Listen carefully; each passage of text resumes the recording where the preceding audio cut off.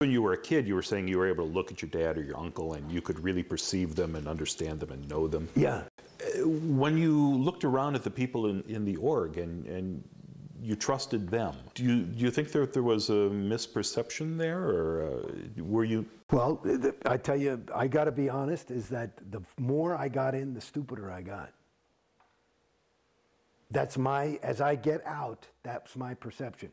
The less, I mean, Christ, you don't even ask questions. I mean, that's what I was trying to remember the other day, that I was trying to say that I had forgotten. Like this thing, I got into, they made me as commissioner of CCHR. I'm talking to Tory. And the CCHR is? Because Citizens Commission on Human Rights is a way to try and destroy psychiatry and psychology. And I was like, fine, I don't give a shit. And so, you know, they put my name on their stationery. Fine, it got me out of an ethics cycle or something. So I said, okay. And, but I would go, and I always had questions, you know, because I would, you know, even L. Ron Hubbard, you know, he would always call the psychs, and he would rail about them and how terrible they are, and they're the sole course of destruction. But he would never, I kept saying, you know, his own technology says that's a generalization, the psychs. Who? Psychs on the whole track. That means all psychiatrists for billions of years in the history of theta. You know, it's like, it's so general, and that would be that's a characteristic of a suppressive person, is one who speaks in generalities. And another one is somebody, a person who has overts, which are sins or crimes committed, is somebody who's, you know, antagonistic or angry. And he seemed very antagonistic and angry about psychs. So I was thinking he must have, you know, overts on him, and he's speaking about him in generalities. But the thing about, I was thinking about that I went over to CCHR and got tours ad infinitum by the directors, this woman, Jan Eastgate, and I would ask questions, and she'd write me up in ethics chits and shit, and I said, fine, yeah, I got the question, I don't fucking know. But I would say, if you want me to represent Scientology's viewpoint, and if you go to their museum, it's all the psychs are bad, the psychs are bad, this is a bad thing, and Hitler, and they're responsible for child pornography and rape, and it's all the psychs. And I say, okay, that's their viewpoint. I say, but if I'm going to get into a discussion, you know, if you want to prepare me to be a spokesman for this shit, I got to know the other side. So, and I kept asking, can you give me the other side? And they won't give it to you.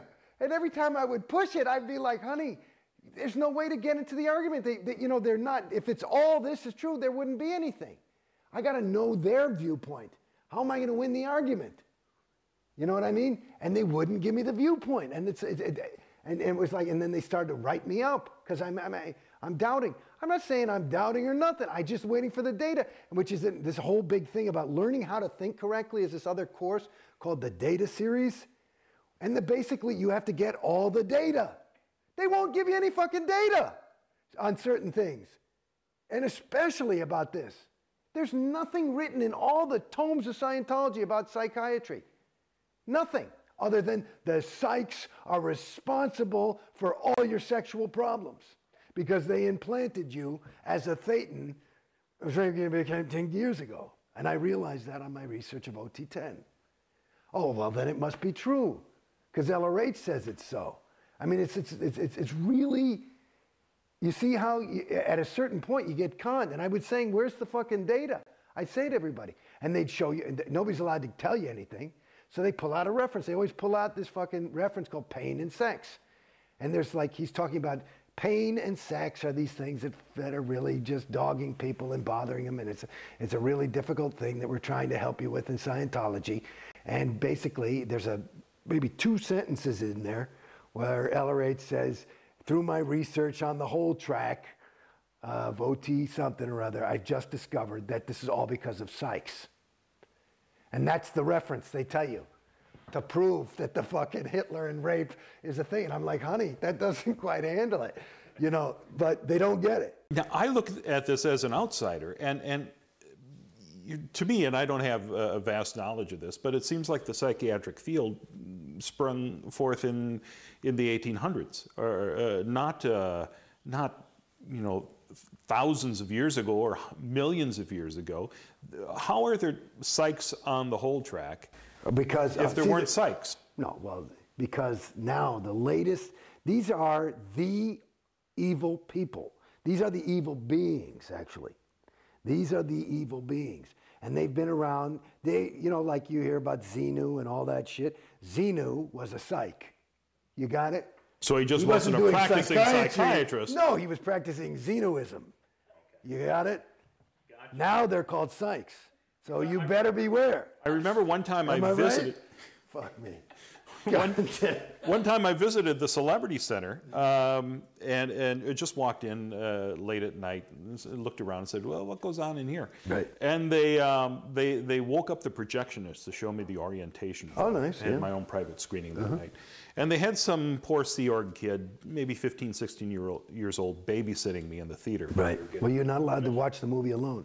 Right.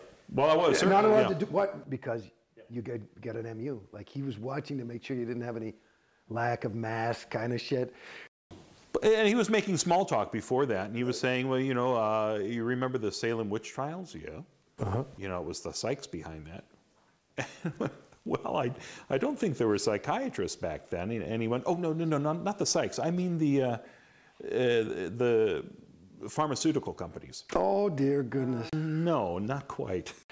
See, these are the kids. You just gotta, you know, you dash off a get well soon card, and that's about it. Because it's sad, you know. And you know, this is the interesting thing. And it goes back to you know, to answer further the question of, you know, what did you perceive? What I perceived, and I kind of avoided the question by saying I got stupider. But let me tell you something. These are good people. These are some of the best people you can meet. These are people who really want to help. They're willing to give up their entire life and their own personal ambition to help others. You know, that's a pretty rare, and generally you would say, you know, it's a pretty decent person.